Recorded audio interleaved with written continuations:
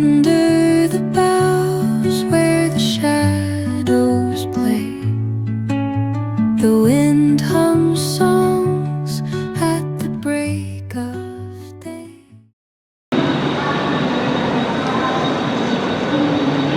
नमस्कार, मी परेश म्हणजेच तुमचा भटक भैरव भ्रमण विथ माईमध्ये या नवीन ब्लॉगमध्ये तुमचं सहर्ष स्वागत करीत आहे. तर आज आपण आलो आहोत मुंबई CST येथे छत्रपती शिवाजी महाराज टर्मिनस.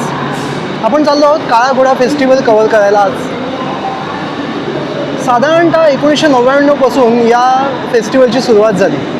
हा फेस्टिवल जो आहे मुख्यत्वे एक आर्ट फेस्टिवल आहे. ही कला प्रदर्शन केले जातात. मग तिकडे पेंटिंग असो किंवा शिल्पकला असो, काही वेस्टपासून काही तयार केलेलं असो, तर अशा प्रकारचं हे फेस्टिवल आहे. आणि हे जे फेस्टिवल आहे हे अगदी विनामूल्य असतं. इथे कोणीही येऊन हे प्रदर्शन पाहू शकतो. काळा घोडा हा जो एक नाव पडलेलं आहे त्या एरियाला, हे एडवर्ड 7वा याचा जो काळा घोड्याचा पुतळा तिथे आहे ना, म्हणून या परिसराला काळा घोडा म्हटलं जातं. तर चला आता आपण जाऊयात काळा घोडा फेस्टिवल पाहायला. CSTच्या बाहेर पडल्यावर तिथून एक 15 ते 20 मिनटावर फोर्ट विभागात हा काळा घोडा फेस्टिवल भरवला जातो. तिथे आपण बाय वॉकिंग जाऊ शकतो 15 ते 20 मिनटामध्ये, किंवा टॅक्सी आणि बसेसची सुद्धा सुविधा आहे. तर आता आपण पडलो आहोत CST स्टेशनच्या बाहेर. तर तुम्ही पाहू शकता इकडे समोरच बृहन्मुंबई महानगरपालिका आहे. अगदी याच्या समोरच CST स्टेशन आहे, छत्रपती शिवाजी महाराज टर्मिनस. सेंट्रल रेल्वेचं हे शेवटचं स्थानक आहे. आणि जर तुम्हाला काळा घोडा फेस्टिवलला यायचं असेल तर तुम्ही मग तुम्ही सेंट्रलला असा किंवा वेस्टर्न लाईनला किंवा हार्बर लाईनला, सर्वात बेस्ट वे म्हणजे तुम्ही डायरेक्टली CST स्टेशनला या आणि इथून तुम्हाला टॅक्सी किंवा बाय वॉकिंग तुम्ही जसं प्रिफर कराल तसं तुम्ही जाऊ शकता.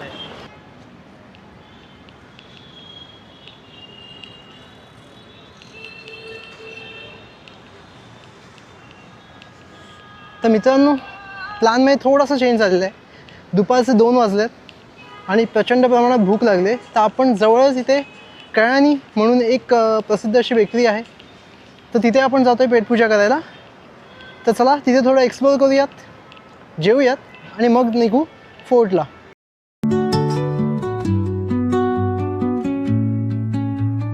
Under the boughs where the shadows play, the wind hums songs at the break of day, whispering pines, secrets untold, carrying tales.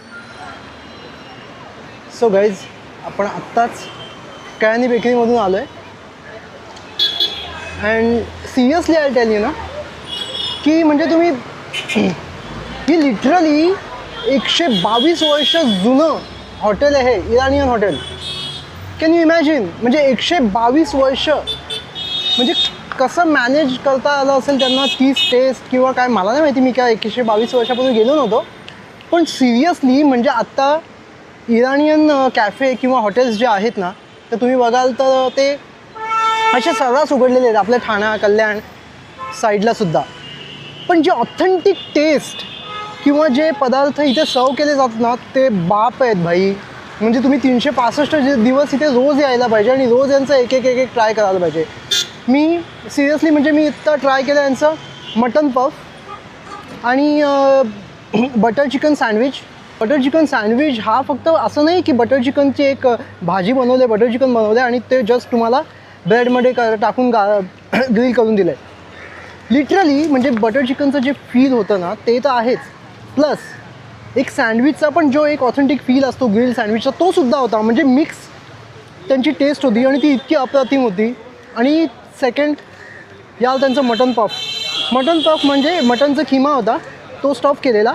Size त्याची साधारणतः एक आपला डोनट असेल एवढी असते, बट बाहेरून क्रिस्पी आणि एकदम सॉफ्ट. आणि काय या ऑथेंटिक चव होती. म्हणजे सिरियसली जर कोणाला इराणियन फूड ट्राय करायचं आहे किंवा ज्याला इराणियन फूड आवडतं ना, तर त्यांनी नक्की मुंबईतल्या इराणियन कॅफे, खास करून कयानी बेकरीला जरूर एकदा भेट द्यावी. तर चला आता आपण निघूयात काला घोडा फेस्टिवलला. आणि टॅक्सी मिळते का बघूयात, कारण का चालण्याची काही इच्छा नाही आहे. सो गाईज, आता आपण आलो आहोत काला घोडा फेस्टिवलच्या गेटवर. तर इथे एक बारकोड तुम्ही बघू शकता. इथे हे स्कॅन करायचं आहे, ही तुमची एंट्री असेल. आणि याच एंट्रीवर actually entry free of cost आहे. तर तुम्ही रजिस्ट्रेशन करा आणि डायरेक्टली तुम्हाला एंट्री करता येईल. तर चला आपण पहिले रजिस्ट्रेशन करून घेऊया.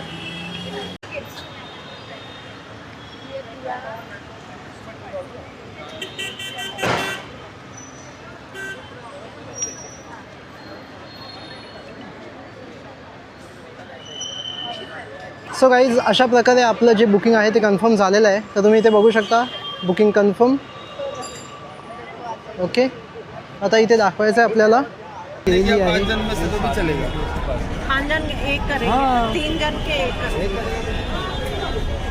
आपण आता काळा घोडा फेस्टिवलमध्ये एंट्री करतोय. हे चेक पॉईंट आहे. Bag scanner scan. GoPro है. नाही, DJI 6 ऑस्मो.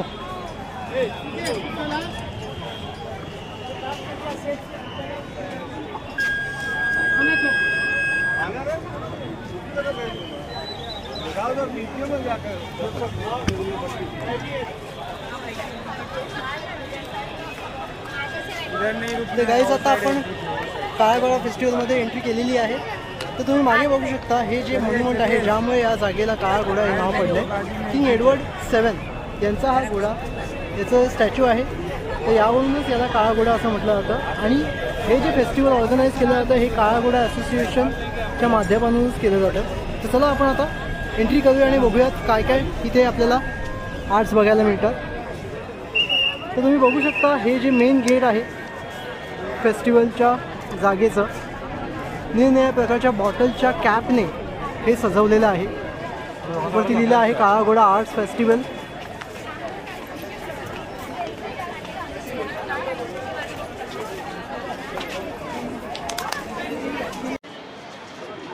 इथे तुम्ही बघू शकता की निरनिराळे जे राज्य आहेत आपल्या भारतातले, त्यांचे स्टॉल्स लागलेले आहेत. जसे की महाराष्ट्र, तामिळनाडू, हे पंजाब.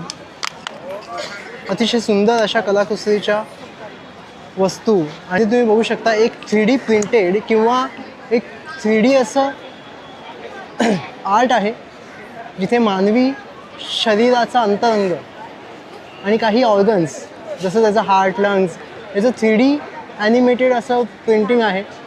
आणि त्याचबरोबर इथे आपलं शरीर जे पंचमहाभूतांनी बनलेलं आहे, त्याच मागे त्याचं युनिवर्स शी जे काही कनेक्शन आहे ते इथे दर्शवण्याचा प्रयत्न केला आहे.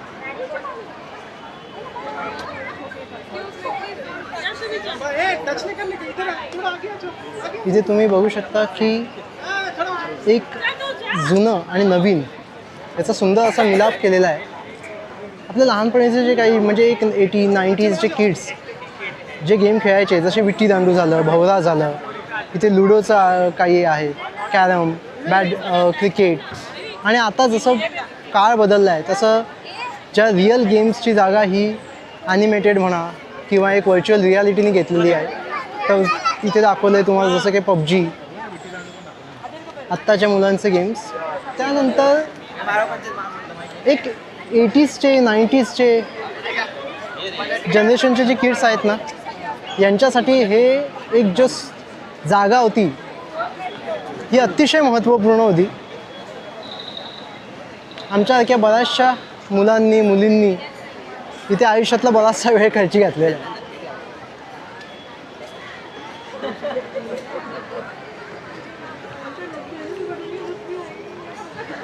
तुम्ही बघू शकता 1 रुपी कॉईन बॉक्स. इथे हे सुद्धा एक अतिशय सुंदर असं शिल्प केलेलं आहे, जे की एक श्रिम्पचं आहे, म्हणजे कोळंबी. वेस्ट बॉटल, ज्या आपल्या प्लास्टिक बॉटल्स असतात ना, त्यातून हे साकारलेलं आहे. तुम्ही बघू शकता, खूप सुंदर. इथेच बऱ्याचशा असे जे आर्ट आहेत ना, हे टाकाऊ वस्तूपासून म्हणजे वेस्टपासून तयार केले गेलेले आहे. आता समोरच तुम्ही बघताय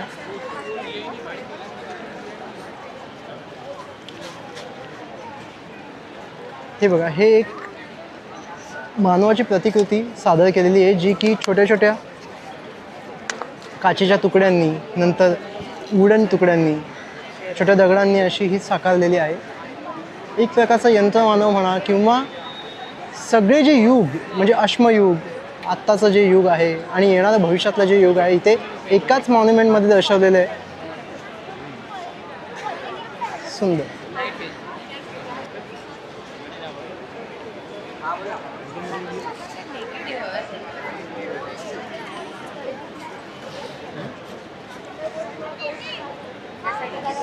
इथे तुम्ही बघू शकता की घोड्याची प्रतिकृती, एक ॲडव्हान्स घोडा म्हणता येईल. त्यांनी हेडफोन्स लावले आहेत, VR ग्लासेस लावलेले आहेत. हे आर्ट फेस्टिवल म्हणजे ना, एक आपली संस्कृती, एक जुन्या परंपरा किंवा जो गेलेला काळ आहे, आत्ताचा जो काळ आहे आणि येणारा काळ आहे, याचं सुंदर अशी सांगड घालून तयार केलेला फेस्टिवल आहे.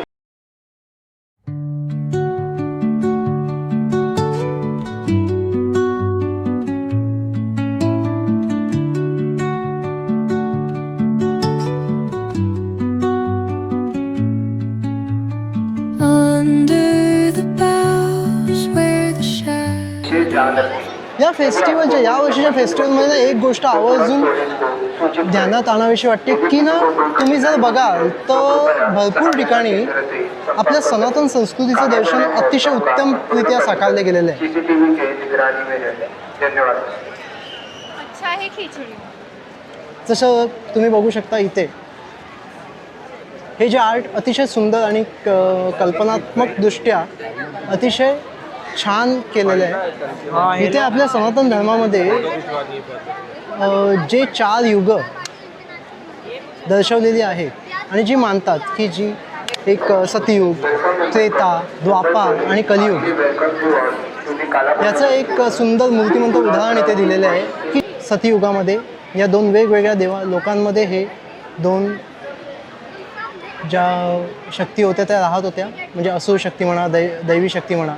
त्यानंतर आलं त्रेतायुग, ज्यामध्ये एकाच ग्रहावर म्हणजे आपल्या पृथ्वी तलावर या दोन्ही शक्ती आल्या, एकत्र नांदत होत्या. त्यामध्येच रामायणाचं हे घडलेलं आहे.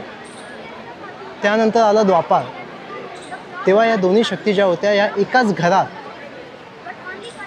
वास्तव्यात आल्या. ते म्हणजे पांडव आणि कौरव, जेव्हा महाभारत घडलं.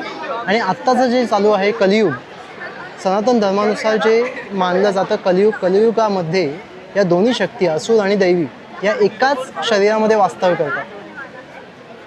आणि कलियुग आपल्याला हे शिकवतं की आपल्याला कुठली शक्ती प्रबळ करायची, आपल्यातली दैवी शक्ती की असुर शक्ती. आणि ज्यावेळेस असुर शक्ती ही प्रबळ होईल त्यावेळेस या युगाचा अंत जवळ आलेला असेल आणि पुन्हा हे चक्र आपल्या सनातन धर्मानुसार पुन्हा चालू होईल. तर अतिशय सुंदर असं आर्ट आहे. आणि मी मागे म्हटल्याप्रमाणे की या वर्षीच्या फेस्टिवलमध्ये सनातन धर्माविषयी अतिशय चांगल्या प्रकारची कलाकृती इथे सादर करण्यात आलेली आहे.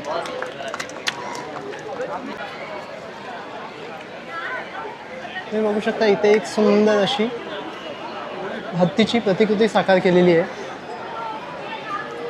जे की आपल्या जी सुतळ वगैरे असते ना, अशा काइंड ऑफ ज्यूटच्या दोऱ्यांनी साकार केलेली आहे. अतिशय सुंदर कलाकृती आहे.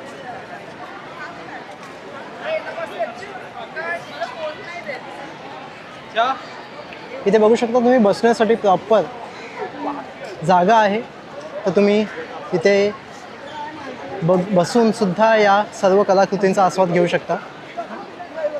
इथे काही काचेचे बॉक्सेस आहेत ज्यामध्ये ना या सगळ्या वेस्ट वस्तू ठेवलेल्या आहेत आणि या वेस्ट वस्तूपासूनच इथल्या बऱ्याचशा कलाकृती साकार केलेल्या आहेत. जसं तुम्ही बघू शकता इथे एक वाळलेला पालापाचोळा आहे किंवा पेपर्सचे तुकडे आहेत, 3D प्रिंटेड काही वस्तू आहेत. इथे सुद्धा 3D प्रिंटेड काही वस्तू आहेत. नंतर स्पंजचे काही हे आहेत, कीबोर्ड्सच्या कीज आहेत, लाकडाचे ठोकळे आहेत.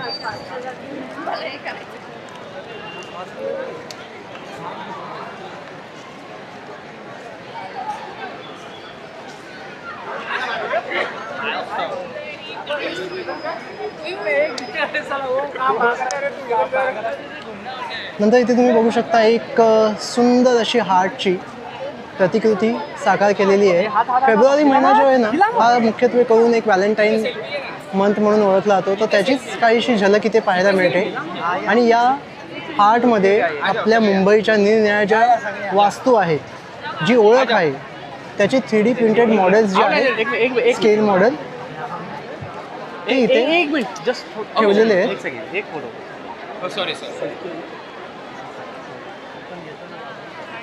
तुम्ही बघू शकता जसं बौद्ध स्तूप, वानखेडे स्टेडियम, बाबासाहेबांचा पुतळा.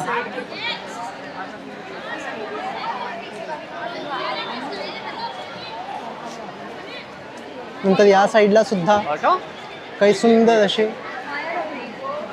स्केल्स ठेवण्यात आले आहेत, जसं लालबागचा राजा, नंतर gateway of India, BSC stock exchange, म्हातारीचा बूट, अशा ज्या मुंबईच्या महत्त्वाच्या वास्तू म्हणा किंवा ओळख जी मुंबईची आहे ती इथे साकार करण्यात आलेली आहे. अतिशय सुंदर.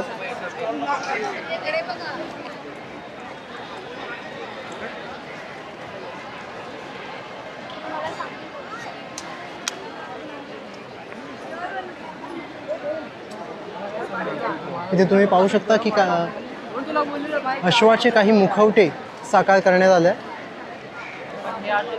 हे मुखवटे पाहून ना आपल्या गावामध्ये जत्रा भरवली जाते गुढीपाडव्याला. त्यावेळेस जे देवीचे सोंग घेऊन नाचतात ना ते असेच काहीसे मुखवटे घालतात. जसे की तुम्हाला सांगायचं झालं तर पडघ्याची गुढीपाडव्याची यात्रा जी आहे हिला एक इतिहास आहे आणि अतिशय प्रसिद्ध अशी गुढीपाडव्याची यात्रा असते. इथे सुद्धा तुम्ही बघू शकता की असेच काहीसे अश्वाचे प्रतिकृती साकार करण्यात आल्या. या इथे तुम्ही बघू शकता की एक काळ्या कलरच्या घोड्याची प्रतिकृती साकारलेली आहे. हे ज्यूटच्या धाग्यापासून हा घोडा बनवलेला आहे. खूप रिअलिस्टिक वाटतोय.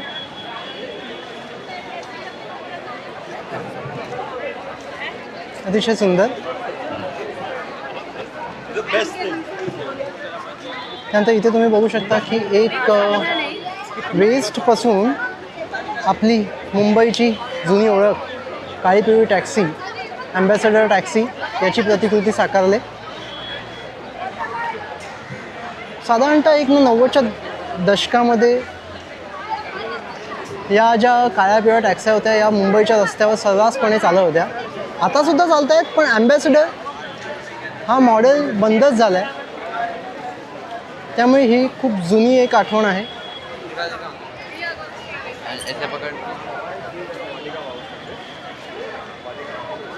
त्यानंतर इथे तुम्ही बघू शकता की एक 80-90च्या दशकातल्या मुलांसाठी ही कलाकृती म्हणता येईल. तुम्हाला आठवतं जेव्हा आपण नवीन शाळेत जायला लागलेलो तेव्हा हट्टाने कॅम्पसची कंपास ही प्रत्येक मुलाच्या मुलीच्या दप्तरात एक मस्ट असं काय म्हणता येईल त्याला की शालेय वस्तू असायचीच. म्हणजे त्यांच्या एक बकेट लिस्टमध्ये म्हणा किंवा त्यांच्या एक लिस्टमध्ये ही आवर्जून वस्तू असायची, ज्यामध्ये एक छोटी स्केल, नंतर अर्धवर्तुळ, निरनिराळ्या प्रकारचे कोन, नंतर वर्तुळ काढण्यासाठी ही पेन्सिल ज्याला आपण कर्कटक म्हणायचो. आणि याचा कधी यूज काय कशासाठी होता हा शेवटपर्यंत कळला नाही, 10वी झाल्यानंतरसुद्धा. तर हा एक असा इन्स्ट्रुमेंट खरोखर काही जे आर्ट आहेत ज्या जुन्या आठवणी जाग्या करत आहेत, जसं ते फोन बूथ झालं. इथे सुद्धा निरनिराळ्या प्रकारे स्टॉल आहे. आणि इथे तुम्ही बघू शकता की अतिशय सुंदर असा तसबिरींचा स्टॉल आहे, मैसूर कलम आर्ट डेली. खूप सुंदर. सो गाईज, पुन्हा भेटूयात अशाच एका नवीन ब्लॉगमध्ये. तोपर्यंत या व्हिडिओला लाईक करा, शेअर करा आणि आपल्या चॅनलला नक्की सबस्क्राईब करा. धन्यवाद. forest floor opens a world through an ancient